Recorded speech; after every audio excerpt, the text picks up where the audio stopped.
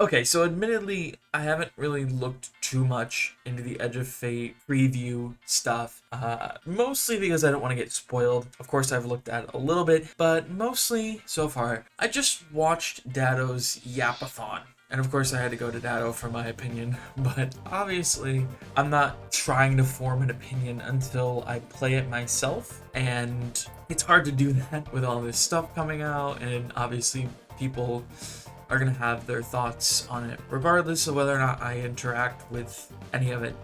So, yeah, now it's just generally a good time to go dark on social media. But the main reason I'm here today is I'm hopeful that the Edge of Fate is what it's supposed to be, or what it's sounding like it's going to be, because it really needs to patch up the new player experience. You might be of a different mindset where you think Destiny and Bungie needs to cater just to the top 1% of players, and that's it. I do think there are some more things that Bungie could do to satiate the 1%. I don't think that it takes priority over fixing, again, the abysmal experience that any new or returning player gets. And, you know, I might sound completely holier than thou or whatever, but I've been playing this game for a long time, and I know what to do, I know how to play it. If I recommend it to someone who's never played a looter shooter or never played a first-person shooter, they are going to be lost in the sauce unless I'm there every step of the way, holding their hand through the entirety of the game.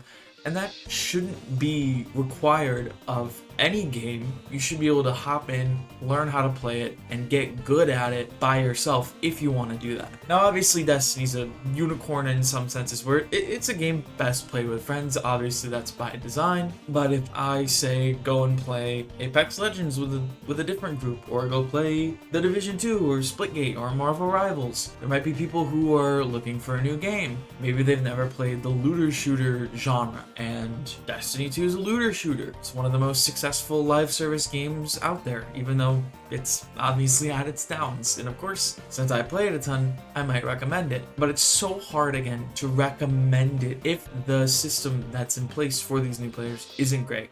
So if the Edge of Fate does truly patch up the system, that can change. You can now freely recommend it to people without the fear of them getting lost immediately, or getting frustrated, or being overstimulated with information, and the wrong information at that. Now, I haven't personally played through the new player experience, the new light experience, whatever it's being called now, because I don't want to torture myself. But there are people out there that have done that. You can do it yourself if you're curious at all as to how it goes. And yeah, again, it's painful to watch. The system, it doesn't tell you what to do, where to go, what activities are going to get you max power, where are you going to get your exotics from, what's the best place to go and find good legendary weapons. I could go on, you know, using your abilities and all that. And you know, usually what order to play all of this content in, because Destiny's a extremely successful live service game that has content over the last 10 years. I say extremely successful, like moderately successful, but for the most part, you know, it's stayed alive for a reason. Regardless of that, the amount of content that exists, it's hard for a new player to splice through that. You know, do I go and do the final shape first, or do I play chronologically? What is the fastest way to get to max power, you know, grind the weapons that I need to be ready for the Edge of Fate, which might be a video I make in the future for any new players. But again, why would I recommend a game to new players if in fact it's bad? So I want the systems like the Portal to be successful and sort of streamlining all of that I just talked about, so that, again, you can recommend it. And come Edge of Fate, maybe we'll have the answer to that question, and maybe finally I can end a review of an expansion by saying I recommend this, even if, you know, it's not a great expansion. Maybe it just enhances the experience of someone returning to the game, or who's completely green to the game, that it's just such a great time to jump in, because again, it's better, and that's all we can ask for. As someone who's been a staunch advocate for fixing this issue, I can't now say, oh, you know, where are my new supers? Where's my new subclass? You know, why aren't we working on dismantling the crafting system or making it less important so that we have more chasing in the game. Why aren't we fixing things in the UI, or a myriad of other things that maybe I have a problem with, or people who play the game a ton have a problem with. And you might say it's purely a marketing thing to fix up the new player experience, but Destiny as a game can't grow and survive if you don't fix that. It will literally slowly kill the game, because people like me are already falling off with the game. The franchise fatigue has set in. I'm playing more different games than Destiny than I have maybe ever since it came out, because I've been addicted to it. And it's fantastic to take a break and come back to it. I've said that so many times, I'm not going to talk too much about it. But that's why you need new players. Now, I don't think, again, we should cater, or Bungie should cater 100% to only new players, because you have to balance everything. You have to balance the hardcore and maybe the more casual experience, so that both of them are satisfying, which is really hard to do, but it's possible. It's been done in the past, and it can certainly be done in the future. But for that to happen, the new player experience has to be fixed first. Then we can work on expanding the end game, maybe getting back towards the loot chases of old, which has really been something that I've been focusing on recently. I might make a video about that soon.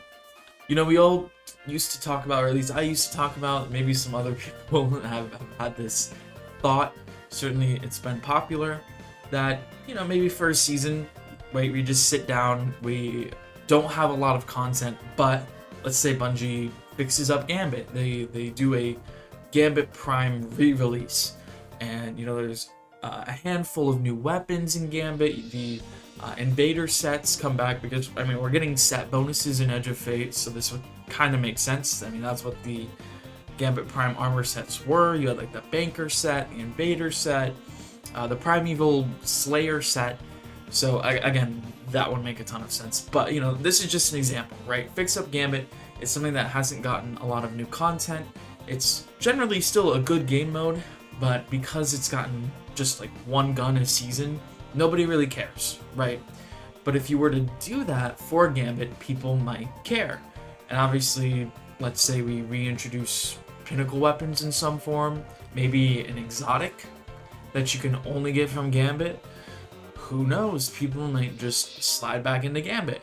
And that's the idea behind the Edge of Fate, is to take a whole expansion and, not just fix up the new player experience, but fix up a lot of the systems, right? Like creating Armor 2.0, making the new tiered weapons and tiered armor systems, making the portal to allow you to more easily select what you want to do, when you want to do it, and all that stuff, and adding in something like the testing range, which is something that players have been asking for forever, or since the Tribute Hall was vaulted. And who knows, with this new release cadence of these expansions, doing this and taking a little bit of time to fix these systems and add stuff, it might just be good, because you have this fixer-upper expansion, so to speak, and then you have Renegades, which could be more so adding stuff into the fold. And it's a cadence we're not used to. Maybe you could use like Curse of Osiris and Warmind as an example, or House of Wolves and Dark Below, because those were expansions technically, but in today's terms we'd view them more as seasons, or episodes, if they're not different. But the point is, expansions are, in our heads, it's a new campaign, it's a new raid, new destination, and it seems like that's what these expansions are going to deliver on. So getting them in pretty quick succession, right? Edge of Fate comes out next month in July, and Renegades comes out in December, which I guess isn't too close to each other, but we're used to a year separating each expansion. As for this, it's only going to be 5 months, which is a pretty short amount of time in the grand scheme of the Destiny cycle. But we'll see how this pans out. They could add new supers or new subclasses, whatever, in Renegades. Who knows? Maybe we'll be using the Force. I doubt that though. Like that's a joke, okay? Either way, the future for Destiny is bright if it can successfully integrate new players and make them feel like they can understand everything when they first log into the game, as well as make sure the 1% have enough to do. Not that we need a lot to do. More so that it's worth doing and it's fun, right? Like, it's fun to run whatever the raid is. It's satisfying. The weapons maybe are random drops, so you have a reason to go back and do the raid, and so on. I know there's this famous clip of, I think it was XQC, right, when he tried out Lightfall, and of course a lot of people were trying out Destiny around that time, even though Lightfall was Lightfall. But the clip was him just clicking through all the pop-ups, right, that he got because he was a new player. It was like 30 pop-ups, and the system has gotten a little bit more contrived since then, but that's just a really good example of what the experience is like if you want to go and search something to see what it was like. But that's enough of talking about all that stuff, because I know I'm just going to end up talking in circles about it. I'm willing to have this happen as a player who's been dedicated to Destiny for a long time, and probably will be for, at least a little while longer. And it will help everyone, right? Because a lot of people complain about how there's no one to do LFGs with, or nobody wants to learn how to do the raids. And if this works, if the portal works and all that jazz, then that could be remedied. And it would be a huge step towards Destiny getting back to one of the top games, live service games, looter shooters, whatever, out there. Which, a lot of us know it can get there again. It can get to like the Taken King, Forsaken era. That's why we stick around. At least I like to think that's why most people stick around. And the game is fun. It's fun. But yeah, that's pretty much it. Let me know what your thoughts are down in the description. Also, subscribe if you enjoyed the video, and if you stuck around this long, I really appreciate you listening to me yap. But a lot of people who watch my videos aren't subscribed, and I would really appreciate it if you did do that, please. Okay, don't ignore that. I'm not gonna beg for you to subscribe, but it would be cool. Anyways, see ya.